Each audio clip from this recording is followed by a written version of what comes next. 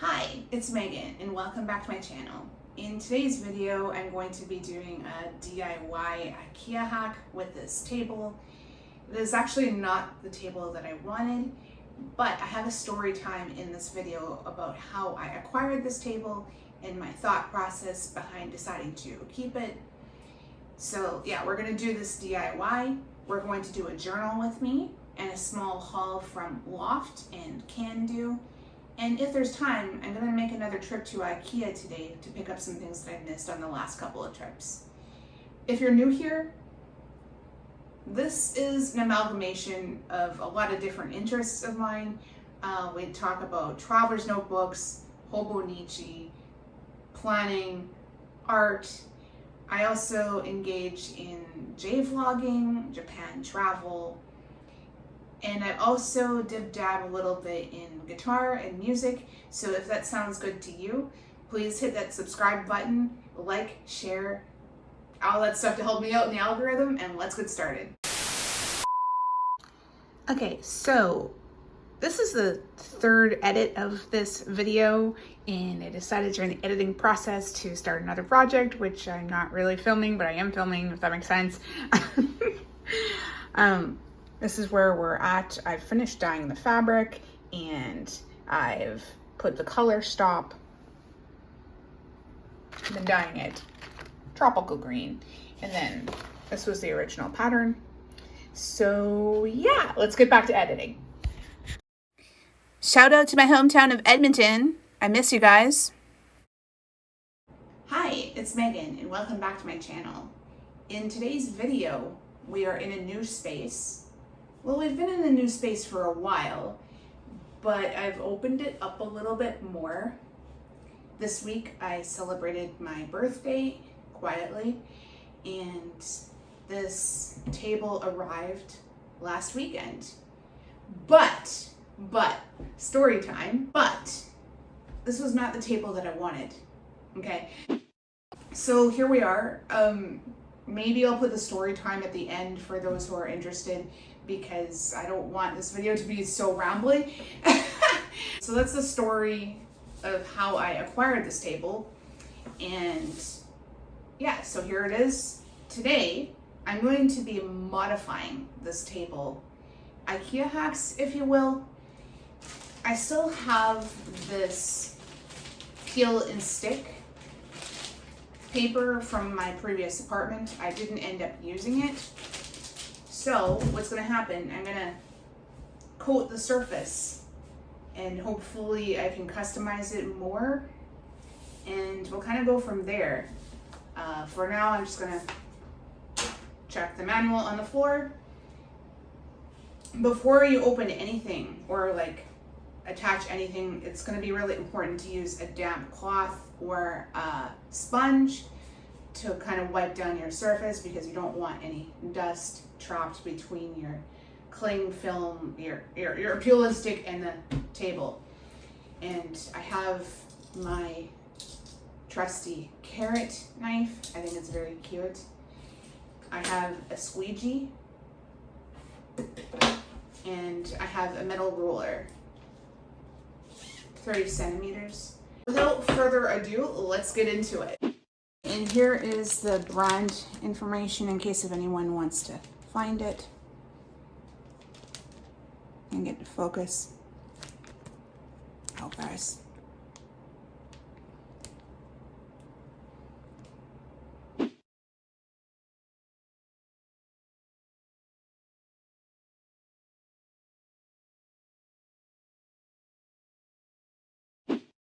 Okay, so I don't know where my masking tape is right now. I'm still unpacking from the move. So I don't know. We're gonna try to make do without the masking tape. But when you're doing this properly, you need to have masking tape down the middle, tape underneath, so then you can peel this back, cut the backing of the vinyl or paper off, so then you go but I don't have that as an option right now. Well, maybe I can improvise. It's not the tape that I wanted, but it's washi tape. Do I want to use the red one or the black one? I think it's a great idea to improvise where you can instead of spending money when you don't have to. Yeah, so we're gonna jump back into the time lapse and we'll be right back.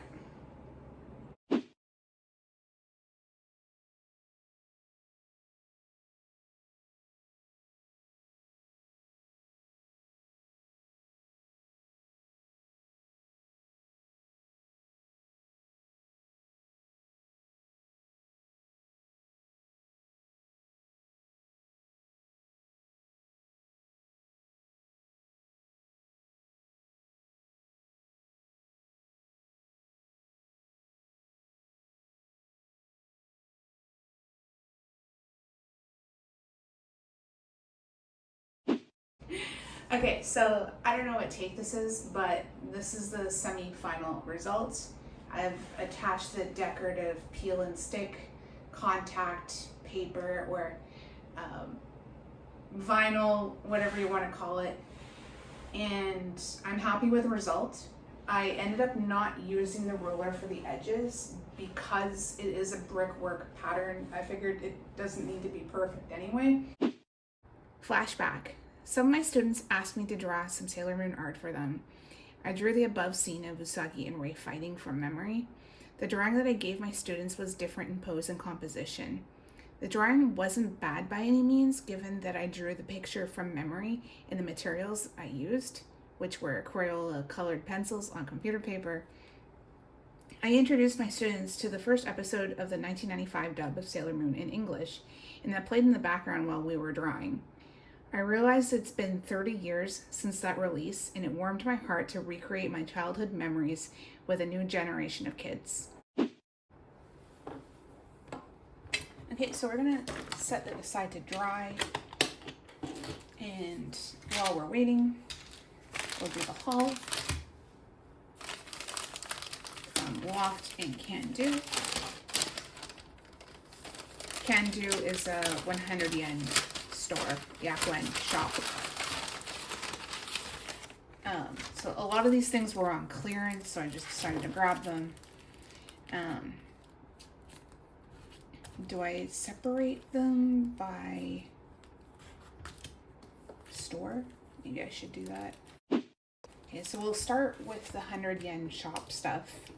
So you can find some really cool stuff in the 100 yen shops. I did not expect to find this. I think it's pretty fun, the whole like detective theme. So there's these ones. There's this panda in the red panda. I just thought this was so cute because it reminds me a lot of Canada. All thanks to the Turning Red movie released in Japan is Watashi wa Tokidoki desu panda. So I think it's really cute. And here's the matching one. The sticky memo. They're very cute. And then I love this breakfast series with the eggs. I was really excited to see that. It wasn't a planned purchase, but I had my eyes on the panda and the red panda one for a while. And same with this retro, Showa retro series. With the TV sets and the records, a washing machine.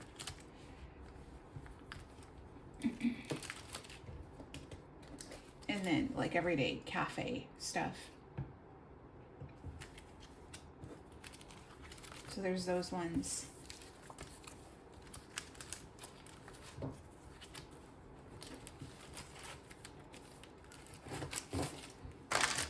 And then from Loft, a lot of the stuff was on clearance.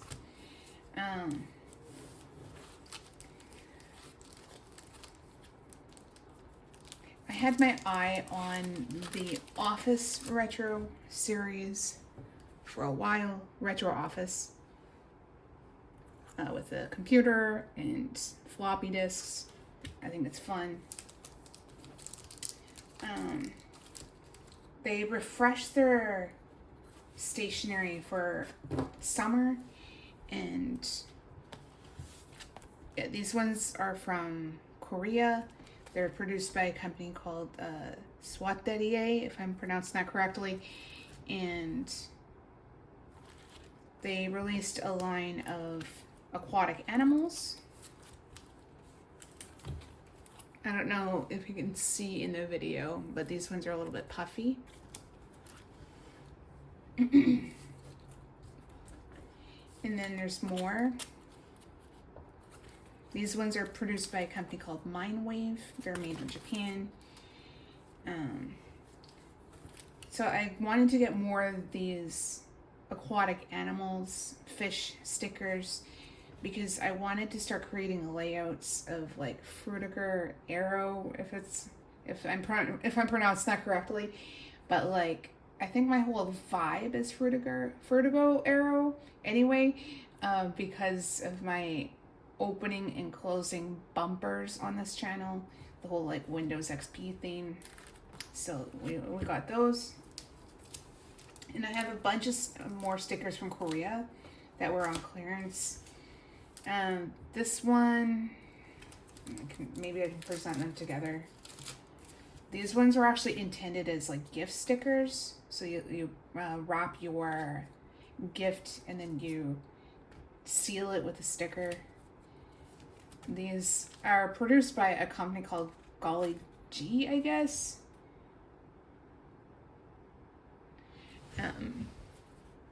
So there's this one, and then there's the red version with the sweets.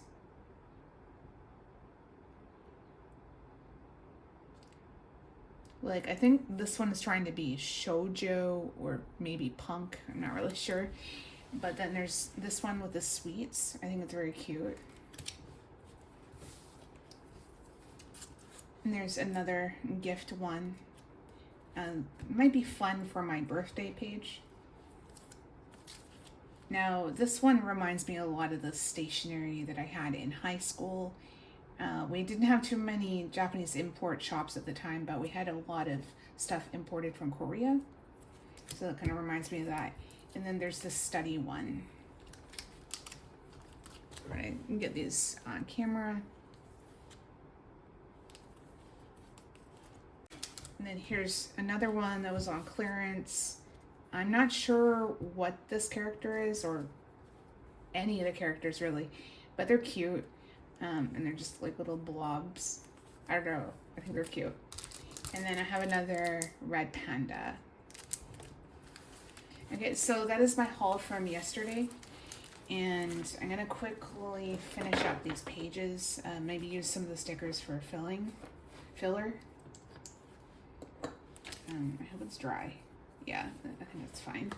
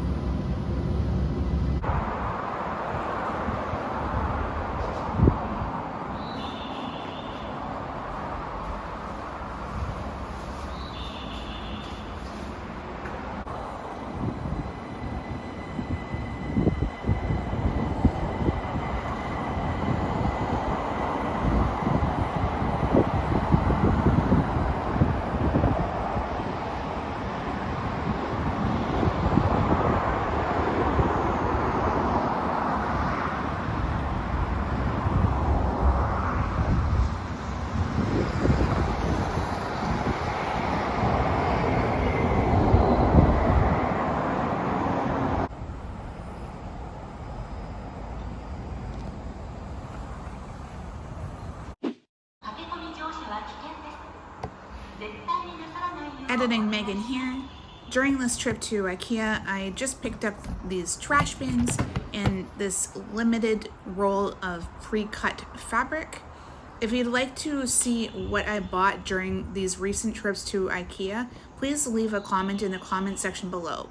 If you like this video, please like, subscribe, comment, and share to help me out in the algorithm. Thank you again for watching, and we'll see you in the next video. Bye for now.